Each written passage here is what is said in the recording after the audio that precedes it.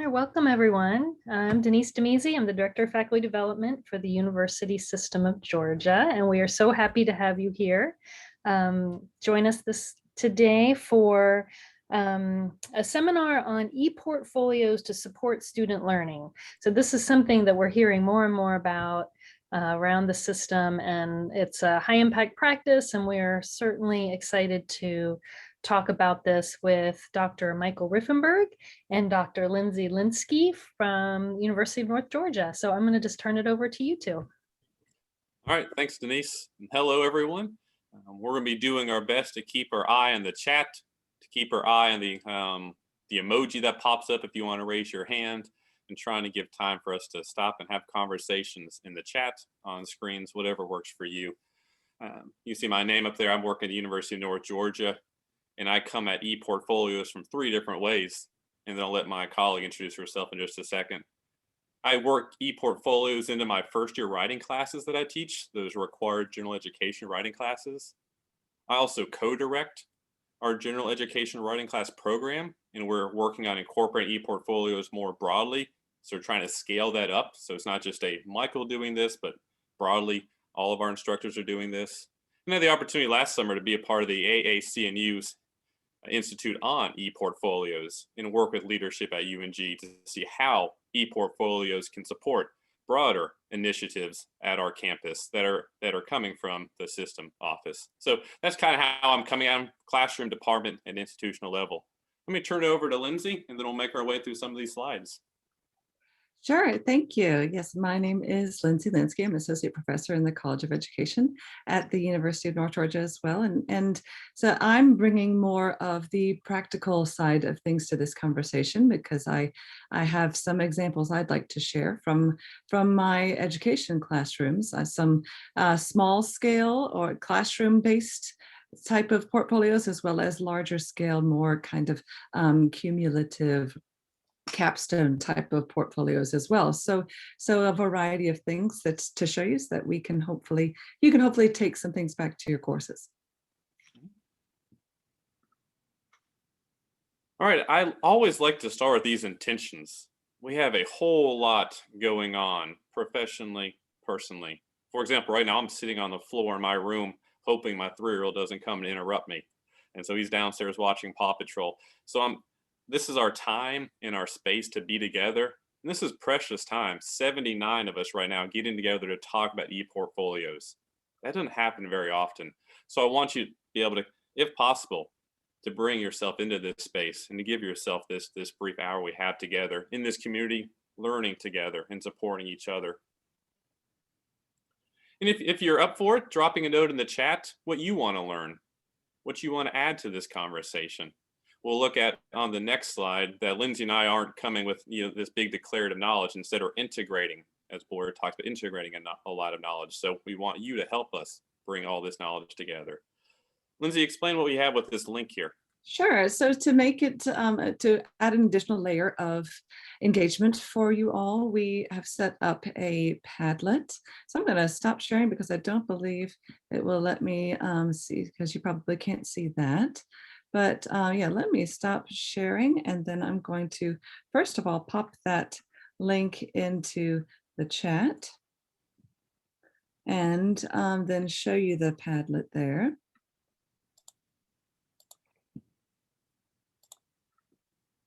And chat, and there you go. So you should have access to this. Whoops, just a moment, everyone. There we go.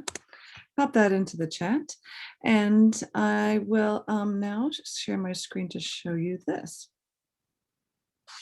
Okay, so just to add, we would like for you to be able to walk away from this session with a resource that you can refer back to, because there's going to be a lot of information, a lot of ideas rolling around from one another. And yes, notes are one thing, but we're limited on how fast we can write them. So we want this to be something that you can refer back to. So at any point, if you wanted to add an idea or share something that you do in your classroom, Michael and I have already started filling some of these things out. But all you do is just click this little plus sign, and then you can just type and add something here and share it with the group. So that'll be a resource that we will refer back to at the end. But if you would like to go ahead and post something there, you are welcome to. All right, and coming back to our PowerPoint. There we go. Okay. Yeah, so this is our big goal. As Lindsay and I talked on the phone yesterday in preparation for our time together today, we talked about how a goal is not for Michael to say, here's what I do, and Lindsay to say, here's what I do, and then us all leave. But I would love if people are able to connect. And there's other, for example, people who teach general chemistry classes to connect and think about how this might work in their classes. People who teach business classes, somebody mentioned that in the chat box, so they could connect and figure out how to work this in their business classes. So many of us are gathering now, 87. It'd be great if we can start forming the relationships across the system, across the state, to support each other in this work. And as you see in the second bullet point, it's linked here, that we're coming at using the Boyer model of the integration of knowledge. You know, we're drawing from a lot of different sources, our experiences, books that we have, that we've read, websites we're aware of, student examples. So we're really just integrating knowledge together, and we're thankful for all that knowledge that we have. And we'll showcase examples. We have some examples to share, and we'd love to hear examples that you have as well.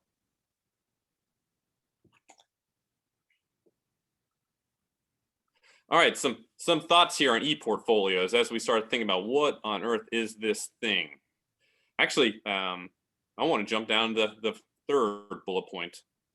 Broadly conceived, this whole notion of a portfolio, or an ePortfolio if it's digital, is the idea of emphasizing the process of learning more than the final product of learning. So it's often students documenting their learning over a period of time. That period of time is up to you. What exactly they're documenting is up to you. We're trying to get a broad understanding of learning, more so than a quick snapshot that you might get from a student taking a quiz on a Wednesday afternoon, for example. So emphasizing the process of learning more so than that final product. Focusing on student choice, giving students agency, or providing a space in which they're comfortable to claim some agency in which artifacts they want to include in their portfolio. I use the word artifact as a broad term. It could be an essay, it could be a speech, it could be a PowerPoint presentation, it could be an oil painting. So what artifact are they going to include in their portfolio? What artifacts do they see as encapsulating how their learning has changed, developed over this period of time? It's often coupled with some sort of reflective element. This could be a cover letter. This could be something on their homepage if they're building a website like an ePortfolio. And that cover letter is often directed to an external audience, and you and the student negotiate what that audience is. Maybe it's you, maybe it's the institution, but often directing an external reader to these artifacts that the student has compiled. Finally, I liked thinking about ePortfolios as a genre, but also as an artifact itself. So when we're asking them to create an ePortfolio, that is a specific sort of genre. Just like a literary analysis is a certain sort of genre, just like a chemistry lab report is a certain kind of genre. But an ePortfolio is also the container. It's also the artifact itself, the physical thing itself, or the website itself. Then I said lastly, so we'll do lastly. It's a springboard into, it can be a springboard. If positioned effectively, it can be a springboard in other high impact practices. We see this listed as a high impact practice with the AAC&U, and often we see institutions, we see systems, we see departments connecting that to other high impact practices like service learning, like writing intensive courses. So this could often be a thread that weaves together your department initiatives, your college initiatives, system-wide initiatives. This could almost be like an intellectual hub that unites all those together. So those are just some quick broad thoughts on what exactly we mean by ePortfolios and what are some important aspects of ePortfolios. And I'll pause right there. If you want to offer this in the chat, if you want to raise your hand and talk aloud. Those are Michael's helpful descriptors. What could we add to that? Or helpful selling points of an ePortfolio?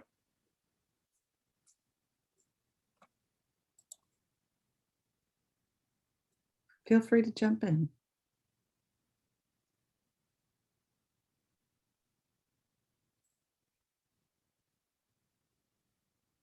Yeah, Tom mentions building a comprehensive view of what they learned in a course. Yep.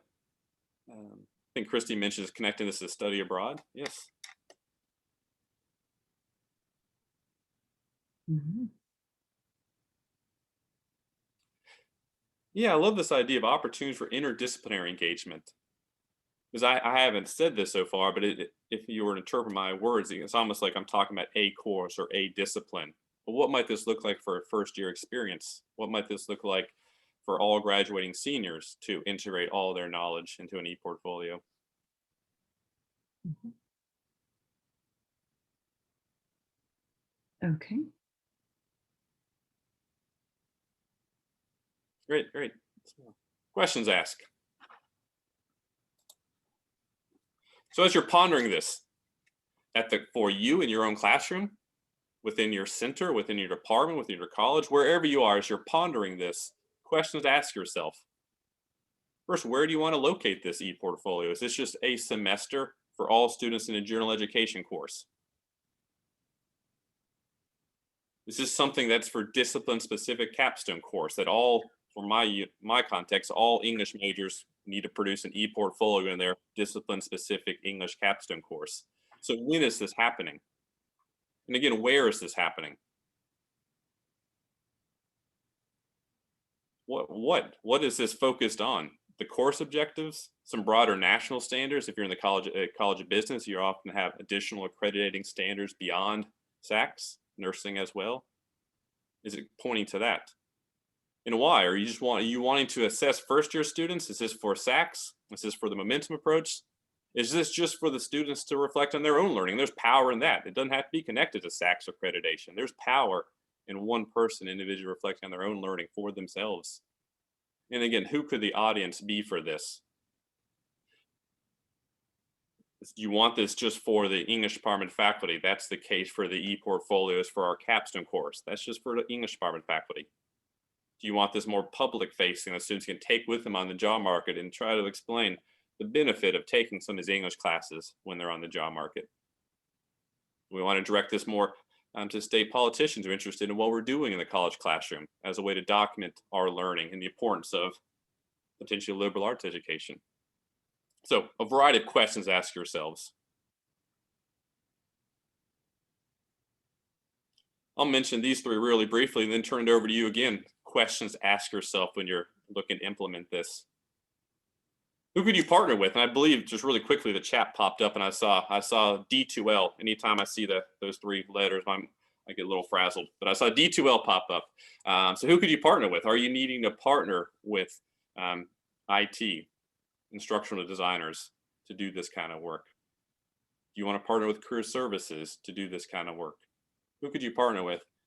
And most importantly, what platform do you want to use? And Lindsay's going to show you some platforms. Maybe you can drop some platforms that are in the chat.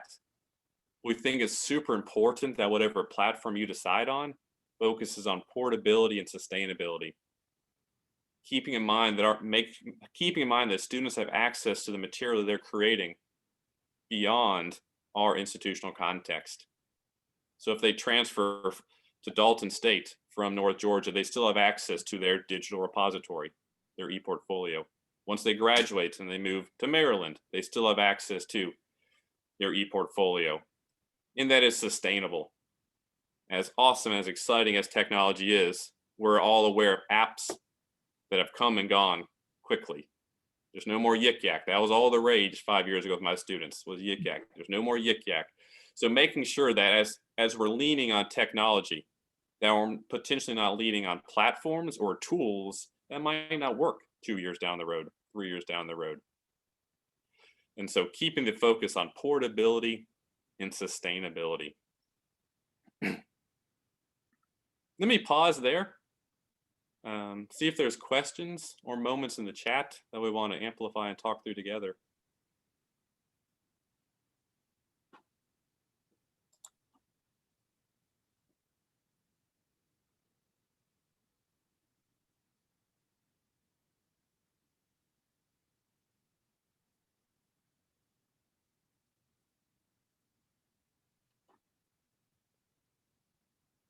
There's a lot of discussion about ePortfolios and D2L. Anybody want to talk through a question you have or answers to some of these questions / concerns?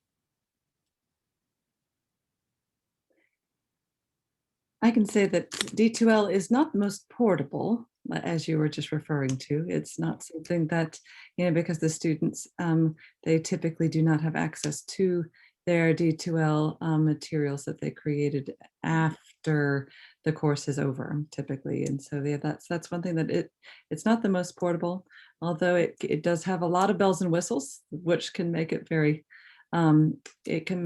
easy to incorporate videos and a wide variety of media. So there are pros and cons, I suppose. Yes, you're right. Other thoughts? Yep.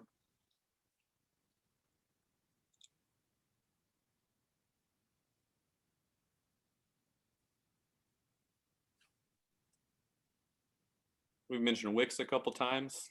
I've had good success with Wix. Are Wix and Padlet free? Yes, I believe so. There certainly are platforms that universities have developed themselves. In just a moment, we'll look at just the abstract of an article that our colleagues at University of Georgia put together, and they use what's called Emma as a ePortfolio platform. I know our art department has a ePortfolio platform that they actually pay for and students have access to. But again, those are very helpful, but we need to think about what can students do with that information, that content that they've created after they leave our spaces, transferring, graduating, whatever the case may be. You think of other questions that are helpful to ask as you're looking to implement ePortfolios?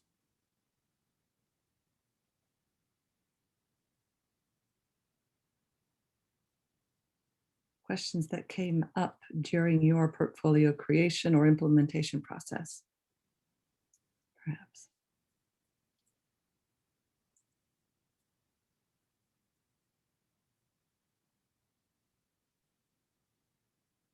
All right. Okay. Let's move along. Let's do it. A couple resources as I'm wrapping up and preparing to turn it over to Lindsay. This is a wonderful open access digital collection. You see the link here. You can also Google this book. Really, really strong collection. Go ahead to the next slide, please, Lindsay. And this is the chapter I mentioned by a colleague, University of Georgia. They're reflecting back on a decade of using ePortfolios at the University of Georgia. So even before this became very popular buzzword in U.S. higher ed, our colleagues at UJ were working through challenges, but as well as the benefits of ePortfolio. So again, that's an open access chapter. It's found digitally. Really good chapter. And let's look at some acronyms. Our good friends of the AAC&U. Make sure we are down with some acronyms. And so this link at the very end of the page or bottom of the slide sends you to all this information. But again, this goes back to my broader point of how an ePortfolio could be a thread uniting a whole bunch of stuff. And on this page, they talk about how it could unite with their high impact practices that they've articulated. They could talk about how this could connect with essential learning outcomes and how students can show how they met essential learning outcomes. They have this really interesting initiative with the Lumina Foundation called Degree Qualifications Profile. And so this is more of a thing about how liberal arts education can springboard to a career. And so they talk about, they connect it to career facing goals, as well as their broader LEAP initiative. They have a journal that's accessible through that website. And they have several examples of student ePortfolios that they've shared with student permission. And those are helpful to look at just to visualize what they look like, but as well to see what platform they're using. So a whole lot there on that link from the AAC&U about ePortfolios. And one more quick thing before we move on to the next slide. Just today, I got an email. Their annual meeting is every January. And their annual meeting, they're also folding in a forum on ePortfolios with their annual meeting in January 2022. That forum will be virtual, fully virtual. And so it's an opportunity to have a national conversation about ePortfolios with other people interested in liberal arts education. So, yeah. Okay. oh, that's an ugly slide. That's way too much writing. That's why I try to make some of it red, just to highlight, here's what they see as important aspects of an ePortfolio, evidence of student learning that aren't amendable to standards measurements. You can't run an ePortfolio, can't put that on a Scantron, right, and get a percentage. I love the idea of reflection. I love the idea of engagement, students' own learning. It's transparent, it's portable. So again, that's a whole lot of text, too much text for a slide, but with the red, I'm trying to highlight, here are the selling points and why I'm an advocate of ePortfolios. We're providing students the opportunity to engage, to reflect, to claim some agency over their learning, and to take that artifact into wherever they go once they leave our classrooms. Okay, well, thank you, Michael. And now we're going to transition into some examples. You saw on one of the previous slides, there were some examples of ePortfolios on the AAC&U website. I do encourage you to go and look at those. Examples are some of the most powerful ways to help us envision, okay, what would this look like in my classroom, with my course, or in my program? And so I want to show you a variety of examples that we have used in the College of Education. So these are examples with future teachers that could be useful. I have some that are at the course level that students gave me permission to share, and others at the at more of a higher programmatic level, which is what Michael was just describing a moment ago. So this first is a course assignment. This I recommend, if it's your first time doing an ePortfolio with your course, that you start small. And this is a smaller portfolio where the teachers were supposed to create a portfolio around the ISTE standards. And so that's the International Society for Technology and Education. So basically they had to prove that they were capable of using technology in the classroom, teaching with technology, and also helping their students become digital citizens, good digital citizens, which is required for all teachers that will be certified through the Professional Standards Commission. So the platform, that was kind of the premise for the portfolio. And, the assignment description and the rubric are both on that Padlet if you wanted to look at those.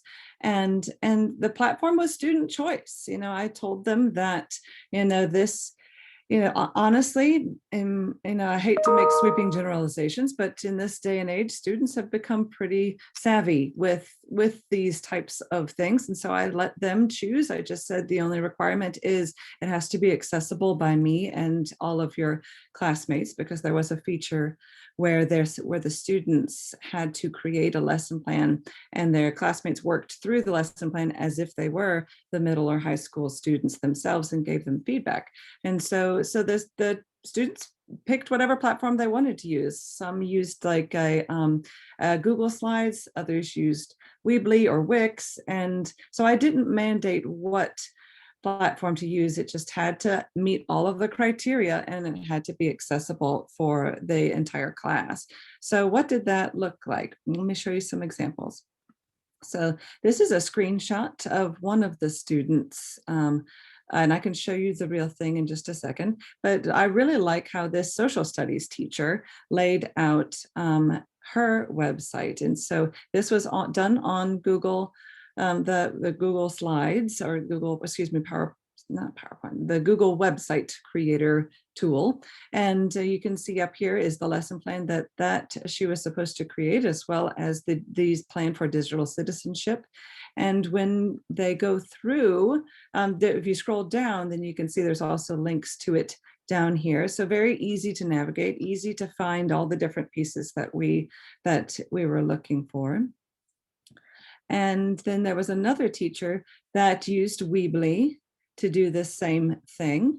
And this was a high school American government history type of teacher. And so you can see that it's also very easy to navigate and very easy to find the things, and also met all of the criteria. So the lesson was up here that her classmates worked through her lesson, and then also gave her feedback on what helped them learn what they would do differently. The lesson, I should have mentioned, in and of itself is almost a portfolio, because they had to include interactive elements, as well as a warm-up, as well as a main activity, asynchronous, fully asynchronous lesson, and an assessment of some sort. So that was almost a portfolio of itself as well, along with their plan for continued professional growth. So I can stop sharing and show you some of those a little bit more clearly on the website itself that they created. So if you see here, this is the one I showed you a minute ago. And so when their classmates would click into the lesson, you can see that we had the teachers include their standards, an activity that helped them practice using various vocabulary words for that particular lesson. And the students would then watch a video in this teacher's lesson and do a reading, and then complete an assignment that demonstrated their learning from this particular activity, along with the a similar idea with their digital citizenship plan. And you can see here, this is the online classroom that this teacher created just to kind of demonstrate that her ISTE proficiency. And you can see the lesson here working through the various branches of government, and there's practice quizzes included here as well. All right, so coming back to our slides, I want to show you a different aspect of portfolio. So this was on a classroom level. This was based off of national standards, but I've seen this type of portfolio based on smaller components within just one unit, or you could even have it centered, each artifact centered around, say, a course objective. If you have a list of course objectives in your syllabus, students produce some sort of artifact that they show their proficiency with that particular objective, and so forth. But what I wanted to emphasize with this particular assignment was the student choice. So it wasn't just the student choice in the actual artifacts they picked, but it was also the student choice with their platform that they selected as well. All right, now here is another example that took a very different spin on the portfolio idea. And so this was a programmatic assignment. I can't take credit for this. This was developed by a group of faculty in the College of Education here at North Georgia. But it's something that we all students that finish their certification program, all students complete this particular assignment. And it's based off of the 10 different in-task standards, which are that stands for Interstate Teacher Assessment and Support Consortium. It's a mouthful. So the 10 different in-task standards, which is housed within these 4 different domains. So this, what you see here, is a template that we created and put into an e-learning platform known as Live Text. That houses, that's capable of doing that.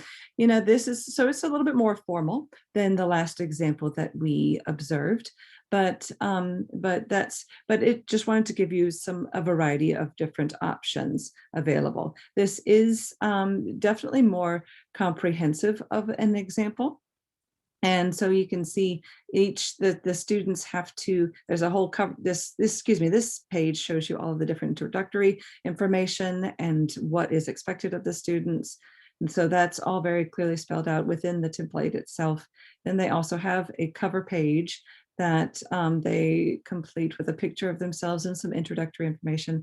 We have them upload their resume and cover letter, since this is like the final thing that they submit prior to looking for jobs. We give them feedback on that. And then they move into the various domains. Now, so that is where the 10 different in-task standards are broken up into these different domains. And so they have to demonstrate their proficiency in terms of learner development, learning differences, and learning environments in domain 1, for example. So for each of these standards, they have to read it very closely along with the substandards, which there's usually about 7 or 8 substandards that are not listed on this particular slide, but they have to look at that very closely and ask themselves, what have I done during my time in the College of Education that demonstrates my mastery of this particular standard? And it's usually more than one artifact. And so that / work sample, and it's usually more than one to cover the full standard and substandards. Then coupled with that artifact, they also include a reflection that helps that to justify their choice. So I always tell them to say, help me understand why you selected this. How does this demonstrate your mastery? And how does that also tie into the standard?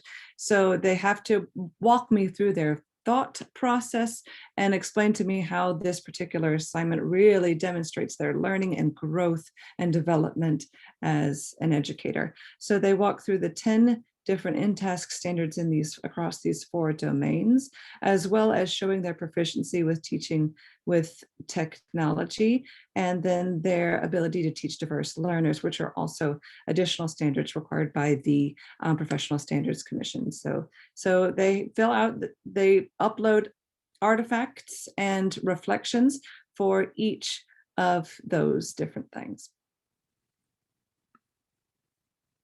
And then I wanted to highlight one particular teacher who I really like what she did. So this document is shareable through live text, but live text is actually going away as of this year. That's why we're moving to chalk and wire. And so that resource is no longer available. So it wasn't as portable, and finding the link to be able to share it was a little bit difficult. So what this teacher did, and I liked what she did, was she went, in addition to submitting it on live text with the template, she transported that and created a website for herself that she wanted to share with principals. And so you can see hers here. She's a professional induction portfolio that demonstrates her abilities, areas of growth and achievements that she has acquired. And so I really like how she had hers laid out with these different tiles. And so it's the same content. It's the exact same content and exact same requirements. And she definitely met all those requirements. And so she just did this additional piece so that it could be a little bit more user-friendly for potential employers to see, because she included this link at the top of her resume demonstrating her capabilities as an educator, with video clips of her teaching and as student work samples from students whose parents have given permission to do so, and just a really wide variety of artifacts demonstrating her proficiency across every area within the education. Okay, so now we would like to pause, unless Michael has anything he wanted to add, pause and come back to the Padlet we showed you in the beginning, and take a minute. Originally, we had planned to do breakout groups, but with more than 100 of us, that became a little bit cumbersome. So we transitioned into something that everybody can add to at the same time. And so this Padlet that we showed you in the beginning, and again, for those of you that joined a little bit later, I can pop it back in the chat. Let me stop sharing though and pop that back in the chat, because I know that if you came in a little bit later, you might not be able to see what was up there earlier. And so you can see that link there. And I will share screen and go to it so that we can see what we added and maybe talk through some things, because we would love to hear from you. We've been talking quite a bit, and we would love to hear from you. And sometimes you need to refresh in order for things to populate. So any ideas or resources that you have gleaned in your years of doing this, or any fruitful ways of organizing your portfolios, or other ideas to share?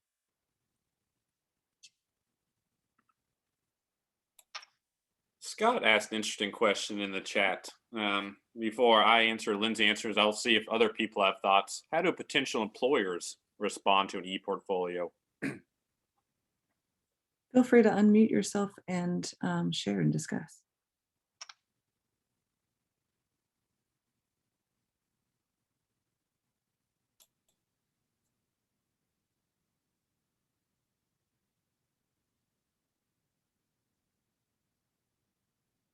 Going back to the AAC&U, they've done a lot of great work partnering with other organizations looking to help students become more work ready after college. And they have data on potential employers finding ePortfolio substantially more helpful as a way to gauge students' ability to walk into this new workplace, so much more productive than a transcript. I have that data. I don't have the number in front of me. I can copy and paste in just a second, but I was surprised by how, but also understand how an ePortfolio could help an employer understand what a student could bring to a job so much more than a transcript.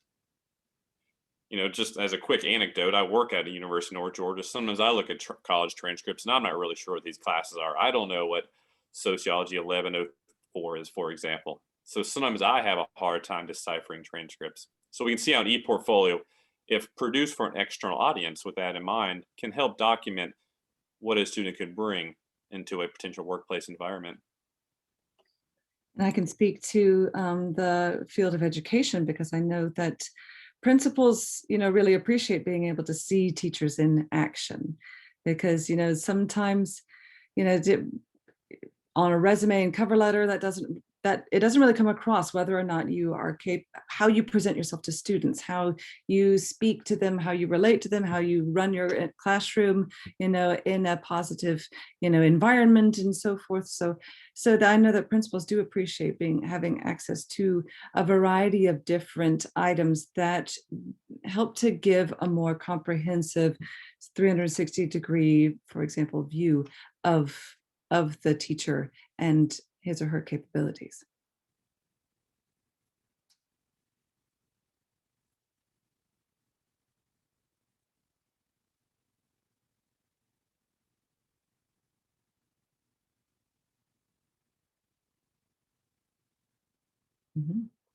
Michael, I see a question from Lynn wanting to hear more about how you use ePortfolios in your English composition classes. Yeah, sure. So I teach our general education writing classes. We call that English 1101, English 1102. All of our students take those classes unless they test out. And right now, we're revising or redesigning our English 1101 class. And we're doing that to have students incorporate ePortfolios. Again, the emphasis there is to focus on the process of writing more than the product of writing. So the way I've done it before is instead of putting a grade on one essay, putting a smaller grade on multiple drafts of an essay. All right, so at the end of the semester, then the students pull these drafts together and they can write about how their writing process changed over the course of working on multiple drafts and over the course of revising multiple times. So again, the focus is not on them writing a 4-page essay on Huckleberry Finn, me writing 88, and then moving on to essay number 2, but me offering comments of, as you revise, focus on A, B, and C, them turning in another draft, me asking for some additional changes, them turning in a third draft, and then being able to point to how their writing has changed, hopefully improved through the process of revising in multiple drafts. So that's how I use it in a class focused solely on writing. I see another question about the rubric. So Kara, I see your question, is it appropriate for you to share the rubric you use with ePortfolios for class? I think sharing rubrics with students is one of the best things that you can do, just to give a very clear understanding of what is expected.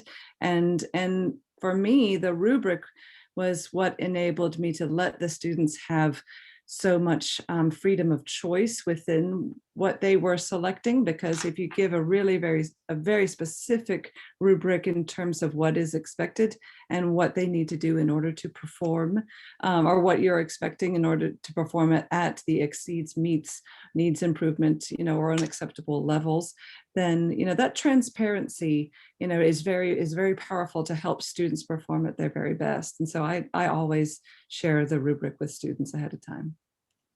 Is that what you meant, Kara, or did I misconstrue your question?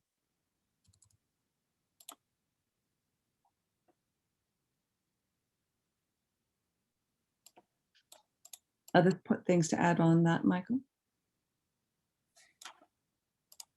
No, that's awesome. Another question, at what point in the application review process do they check the portfolio link? So it depends on the portfolio, if I'm understanding your question, Duncan.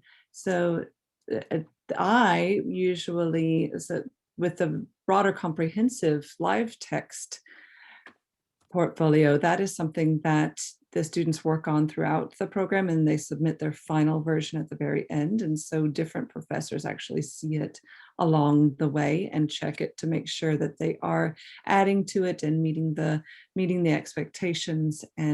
But then the final submission is what we grade at the end. And so that's right before they graduate and finish their program. And so it is checked along the way, but then the final submission, that's the one that's really graded more closely and comprehensively. And then with the earlier examples was a smaller kind of one class type of assignment portfolio. That one, there wasn't as much of a need to check in the middle. So that one we just checked at the end.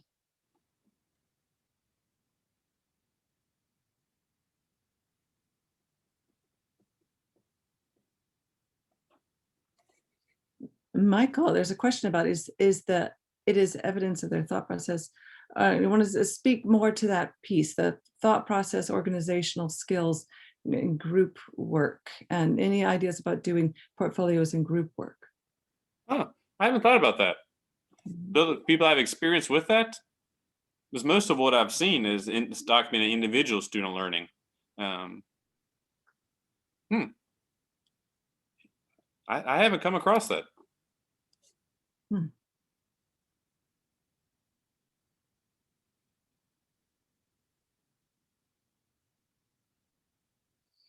Jeff, I have not seen ePortfolios on a student's academic transcript, but I have seen them linked on resumes and cover letters, and in that respect. So yeah, I don't think it would be something that the registrar would add to an explicit academic transcript. But the students can choose to include that on their resumes, which can be a powerful example of their professionalism and their capabilities. In the chat, people have mentioned they have had experience with group ePortfolios. Tom mentioned that in grad school. So people have had experiences with that. I've never taught that. I've never been a part of that. I haven't read about it before. Would you like to describe that more? I'm not sure who posted that.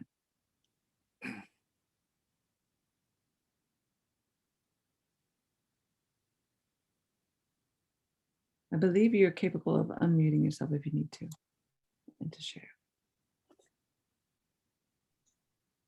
We've used a team portfolio for like engineering senior design projects and things like that. And they walk the audience through the design process, and they reflect on their growth and their teamwork during that experience.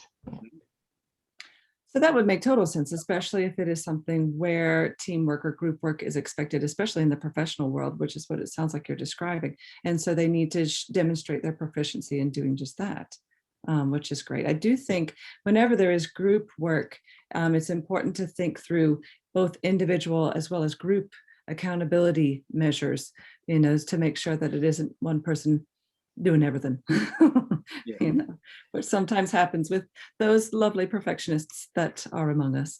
But having that individual and group accountability, I think it could be done, and especially appropriate in this particular example.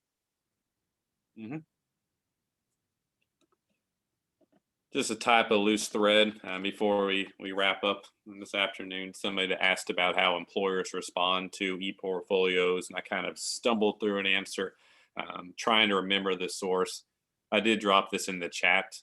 The AAC&U worked with an organization called Hart Research Associates, and Hart Research Associates surveyed over 500 executives and over 500 people that work in HR that are involved in hiring. In the stat that I dropped in the chat is that 78% of executives, 81% of hiring managers found ePortfolios useful versus 51% of executives finding transcripts useful. 48% of hiring managers found transcripts useful. And so the full survey, the whole PDF is there in the chat box. So there is data, at least from this one survey of about 1,000 people involved in hiring, that this is super helpful for employers to gauge a student's work. Mhm. There's some other questions as well. It's like, for example, would anybody like to speak to using portfolio in the various STEM disciplines? I'm not sure what Christy's background is, but she mentioned designing. I could see that being, if it were, speaking of STEM and coding and technology, if this were a group designed, which is something that I know programmers frequently have to do, work in groups to design a project. So that I could see that being used in that particular instance. But other maybe science, engineering, or math portfolios. Engineering, I could see that transitioning pretty well. Science, perhaps. Anybody want to unmute and share STEM portfolios they have observed?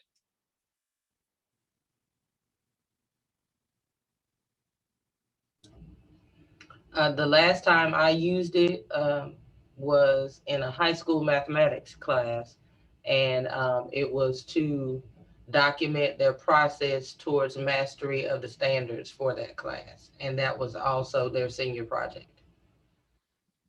Wonderful. Yes, that's exactly the idea that we're going after here. Or if you don't want to do it after national standards, or maybe that isn't a requirement for your particular college or program, everyone has objectives at the top of their syllabus. And so, in this class, you will be able to do X, Y, and Z. And so having a portfolio focused around those particular items is also an option.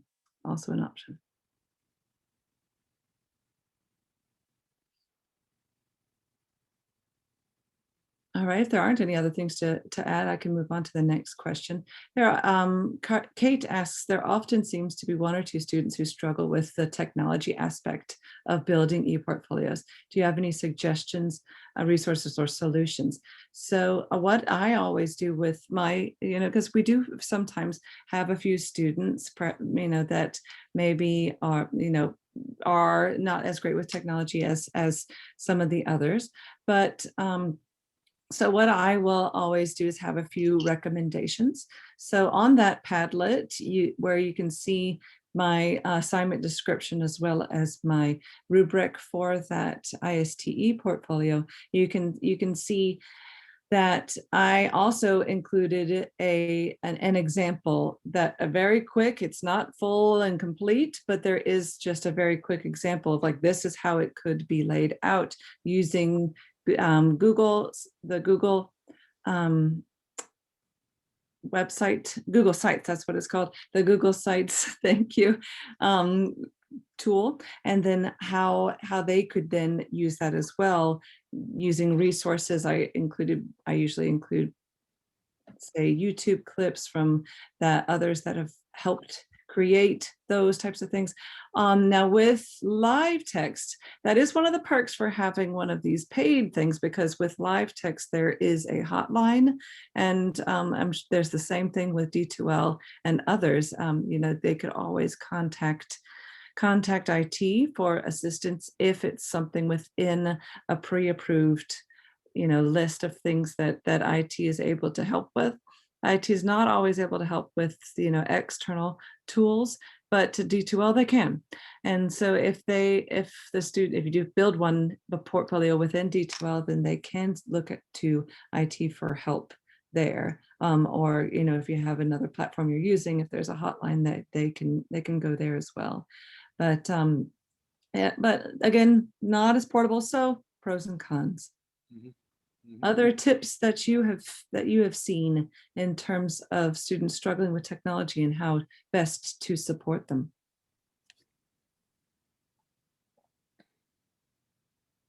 Feel free to unmute and share.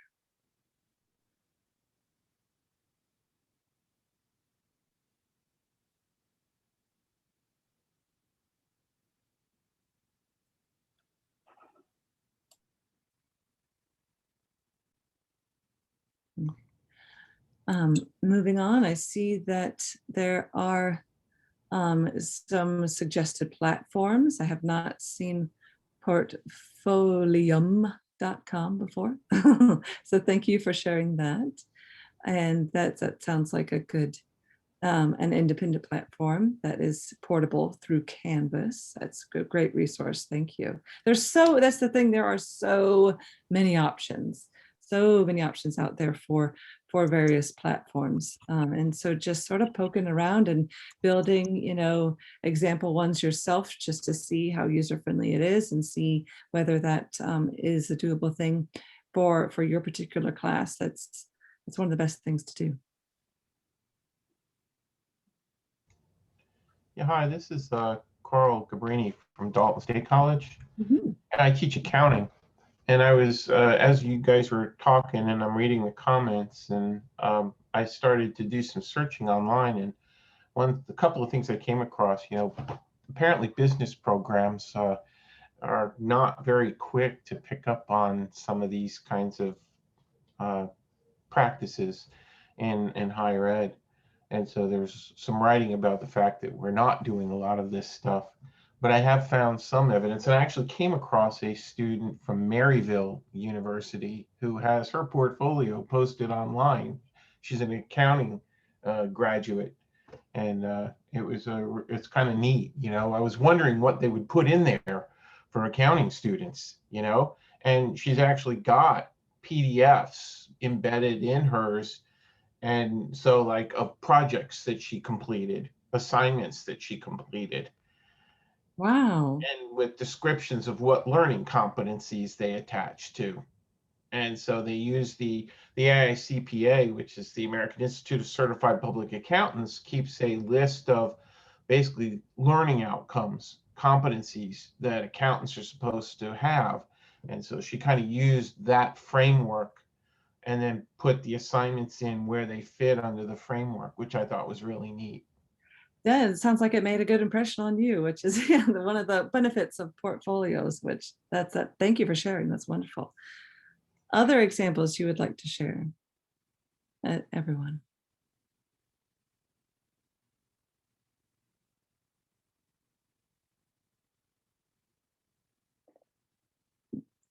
Joy is asking, Carl, can you share that link?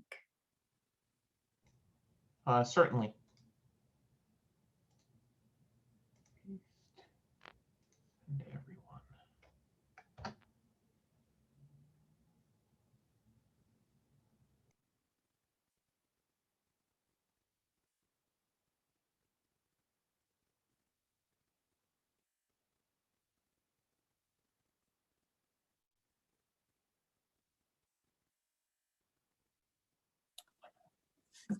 What do you say, Lindsay? Lunchtime? Let's get out of here. Last question. I see Jeff asked a really good question. How does an institution certify that what is in a student's ePortfolio that an employer sees is accurate and truthful? That's one thing that I guess if a student is including it at the top of a resume, that's not something that we could certify explicitly unless it was a shareable link through, say, like a Canvas or a D2L. That's one of the things. Now, with like my particular teachers, for example, it's kind of hard to fake being a video of you at the front of the classroom teaching. So those examples I think are pretty, safe to share with employers. But yeah, so an employer also needs to do his or her due diligence and check references and check the transcript and do his or her homework as well, but just a portfolio is just a good additional item of evidence that hopefully the students are also truthful about.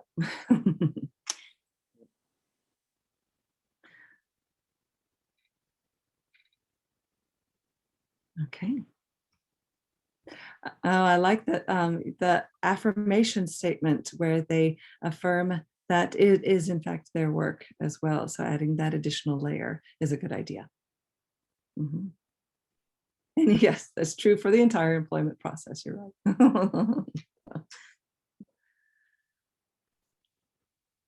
Okay.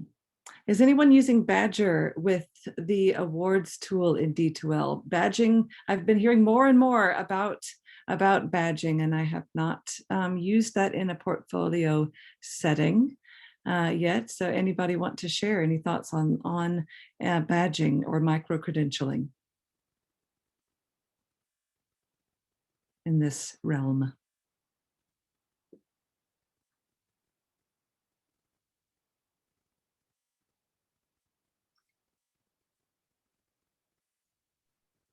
Okay. Well, I think with that, yeah, I'll turn it back over to Michael and Denise. Well, thanks so much, you all. That was kind of a beautiful segue because I have put in the chat there a link to our webinar series. The next one next week is on gamification. And so I'm sure there will be some talk about badging. With that, I can't guarantee, but I'm just guessing. So go ahead and click on that link to register for that. A big thank you to Michael and Lindsay for this. This was great. I loved both sort of the theory and ideas behind it, but you also showed us some really great examples, and there was a very active chat where, I think a lot of other great ideas came in. So thank you all for participating and being here. And a link to this presentation will be up on that same registration website within 24 hours, and share it with your friends. So thank you so much, you all. Appreciate it. Thank you. I'll stay on a moment if somebody wanted to ask me a clarifying question. Great, thank you.